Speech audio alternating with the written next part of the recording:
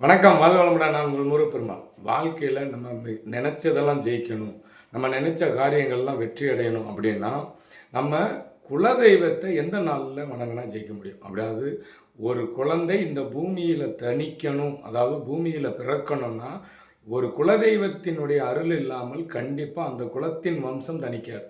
ஜாதகத்திலேயே 5ஆம் இடம் பூர்வ புண்ணியம் குலதெய்வம். அப்போது ஒரு குழந்தை எந்த ராசி எந்த நட்சத்திரம் என்று தீர்மானிப்பது முதல்ல குலதெய்வம்.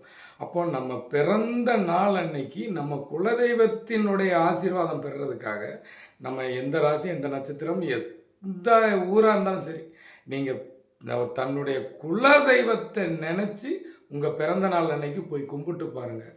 உங்கள் வாழ்க்கையில் நீங்கள் எந்த கோயிலுக்கு போய் ஜெயிக்க முடியாது, என்னென்ன பரிகாரம் பண்ணி கிடைக்காத விஷயங்கள் எல்லாம் உங்கள் பிறந்த நாள் அன்னைக்கு கும்பிட்டா, உங்கள் குலதெய்வத்தை கும்பிட்டா, அது மிகப்பெரிய வெற்றியும் யோகத்தையும் கொடுக்கும்.